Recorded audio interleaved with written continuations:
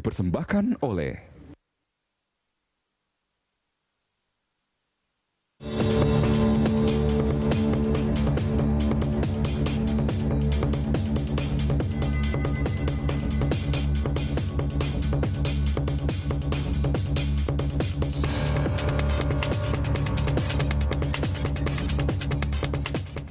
Anda kembali bersama kami di Special Dialog dan narasumber yang kita tunggu-tunggu. Enggak ya? Ya. Oke, Mbak Maria, selamat datang. Sudah ada bersama kita juga. Kita mau bertanya dulu ke Mbak Maria. Tadi sudah banyak ngobrol dengan Ibu Nini, Mbak Melani. Kita membahas tentang bagaimana sebenarnya kondisi PRT kita yang ada di luar sana dan seberapa besar bantuan pemerintah ataupun juga kontribusi pemerintah dalam kasus-kasus ini. Tapi sepertinya masih minim. Dari Migrant Care sendiri sebenarnya sudah banyak melakukan apa saja terkait dengan kondisi dan disesuaikan dengan kondisi PRT kita yang ada di luar negeri sana. Iya, saya kira berbagai persoalan pekerja migran di luar negeri saya kira memang complicated. Iya. Salah satunya berkaitan dengan akses komunikasi yang saya kira tadi sudah banyak disampaikan oleh kawan-kawan di sini. Iya. Pertama memang berkaitan persoalan akses komunikasi ini sesuatu yang memang sangat penting, akan tetapi sampai hari ini bahkan hari ini tepat peringatan Hari Buruh Migran Sedunia, saya kira ratusan bahkan ribuan buruh migran kita di luar negeri masih mengalami banyak persoalan, terutama soal akses komunikasi. Bagaimana untuk berkomunikasi dengan keluarga itu masih sangat minim. Apalagi persoalan-persoalan data kasus yang ditanganin oleh Migrant Care, saya kira bisa menjadi angka atau fakta yang itu kontribusi daripada minimnya perlindungan yang diberikan oleh negara, sehingga angka-angka kasus-kasus kekerasan, baik itu yang ditahan majikan, gaji tidak dibayar, kekerasan seksual, bahkan kawan-kawan yang mengalami ancaman hukuman di luar negeri, saya kira berawal dari proses akses komunikasi yang memang sangat minim. Kita misalnya pengalaman kita mendampingin kasus almarhum Ruyati yang dieksekusi di Arab Saudi, berawal dari ketidakadanya akses komunikasi yang tidak dijamin oleh negara, dan saya kira memang mestinya pranegara dalam hal ini menjadi prioritas utama dibandingkan kami yang bergerak di dalam dunia NGO atau LSM. Tentu tanggung jawab negara sangat besar, dan yang saya rasakan, saya mantan buruh migran dari Malaysia dan merasakan betul bagaimana proses-proses penempatan ke luar negeri itu masih sangat minim perlindungannya, terutama bagaimana menjamin hak untuk komunikasi, bagaimana mendapatkan pendidikan yang optimal dari negara, itu yang selama ini memang belum diberikan. Baik, berbicara mengenai masalah komunikasi itu sendiri, sebenarnya bentuk komunikasi seperti apa yang kemudian ini bisa memberikan perlindungan sendiri bagi para buruh? Artinya kalau misalnya bisa sampai kepada keluarga, berkomunikasi dengan keluarga, kemudian mengatakan bahwa kondisi saya seperti ini dalam arti negatif begitu. Apakah itu kemudian juga bisa menjamin ada perlindungan bagi mungkin Mbak Maria ataupun siapa yang sudah pernah bekerja atau yang masih bekerja di sana sebagai PRT? Iya, saya kira berbicara perlindungan itu sangat luas, tapi tentu inisiasi Migrant Care dalam membangun sebuah jaringan antar buruh migran, bagaimana memberikan akses komunikasi antar buruh migran di luar negeri, terutama di daerah Timur Tengah yang selama ini catatan kita angka-angka kekerasan sangat tinggi di daerah Timur Tengah.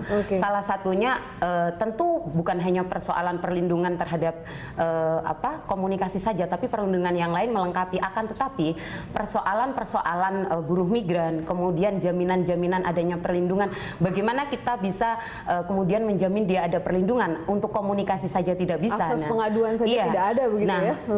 Akses komunikasi yang diharapkan bukan hanya persoalan akses komunikasi dengan keluarga, tapi bagaimana ketika mengadu ada akses yang bisa diberikan oleh negara. Salah satunya melalui telepon, melalui email, melalui Facebook, dan melalui media sosial yang saya kira saat ini perkembangannya sangat signifikan. Dan itu mestinya diimbangi oleh pemerintah kita dalam memberikan akses untuk buruh migran. Jangan ketika mengadu harus formalitas menyerahkan dokumen lengkap dan lain sebagainya baru kemudian itu diproses. Akan tetapi mestinya dengan semakin canggihnya teknologi saat ini harusnya itu menjadi jalan membuka kebuntuan-kebuntuan yang menyebabkan selama ini buruh migran mengalami kekerasan. Mungkin Ibu Dini dulu. Saya sepakat dengan tadi yang disampaikan oleh Mbak Melani sama Mbak Maria dari Migrant Care, karena memang komunikasi, memang saya sendiri ketika turun di lapangan, ketika saya tanya ke daerah-daerah ke dinas tenaga kerja dan sebagainya. Do you have the call center or something yang bisa komunikasi yang paling tidak ketika ada persoalan bisa ini masih belum. Oleh sebab itu kita di DPR sebenarnya sangat anggaran-anggaran kita sedang didorong untuk itu. Oleh sebab itu 2016 kita ada PPILN sudah masuk dalam prolegnas yang akan kita sahkan dari PPILN itu Undang-Undang nomor 39 itu. Yep. Oke. Nah, itu yang akan kita revisi. Di situ di dalamnya adalah salah satunya tentang bagaimana kita juga mendorong komunikasi di hak komunikasi bagi buruh migran. Di samping itu kan momennya sekarang ada MOU antara Saudi Arabia dan Indonesia, bahwasanya kita meminta Saudi Arabia untuk menandatangani agar setiap tenaga kerja kita yang di sana bisa memegang alat komunikasi, handphone dan sebagainya. Baik, Ibu, maaf saya potong. Kondisi ini kan bukan kondisi baru ya, yang terjadi ini sudah cukup lama. Tapi kenapa kemudian gerakannya terkesan lambat? Apalagi kita sudah tahu banyak kasus tenaga kerja kita mungkin yang seperti dihukum mati ataupun juga mengalami penyiksaan atau upah tidak dibayar dan lain-lain. Apa yang kemudian akhirnya menggerakkan DPR mungkin kemudian untuk membahas ini lebih jauh begitu? Sebenarnya saya tidak tahu kalau prosesnya tahun-tahun sebelumnya, karena saya periodenya periode baru. Cuman di periode ini kita memang melihat lagi tentang bagaimana kita kata-perkata yang dalam undang-undang itu kita diskusikan bersama. Ini perlindungan, penempatan dan sebagainya yang kita diskusikan bersama. Karena itu implikasinya terhadap buruh migran kita. Di samping itu dengan perkembangan situasi sekarang, tentu kita harus mengadopsi banyak hal, termasuk komunikasi yang sebelumnya tidak terlalu diadopsi dalam undang-undang kita. Bagaimana itu juga ada payung hukumnya juga. Apa sih sebenarnya kelemahan yang mendasar di Undang-Undang Nomor 39 tahun 2004 ini yang harus direvisi begitu, apalagi dalam hal teknologi? Banyak sekali yang sebenarnya yang kita karena pasalnya banyak sekali. Ada persoalan-persoalan bagaimana itu mulai kurikulumnya, bagaimana mulai perekrutannya, bagaimana mulai aktivitas maksudnya fungsi swasta dalam mulai perekrutan, pelatihan dan sebagainya, bagaimana fungsi negara dan sebagainya. Itu kita mendorong agar nantinya negara itu benar-benar hadir, bukan hanya pada ketika ada persoalan, tapi ketika mulai perekrutan, karena persoalan-persoalan buruh migran ini kita tidak bisa melihat dari ujungnya saja, tapi kita mulai dari awalnya, mulai perekrutan juga harus kita lakukan. Nah, selama ini kan persoalan komunikasi belum menjadi prioritas dalam diskusi di dalam undang-undang tersebut.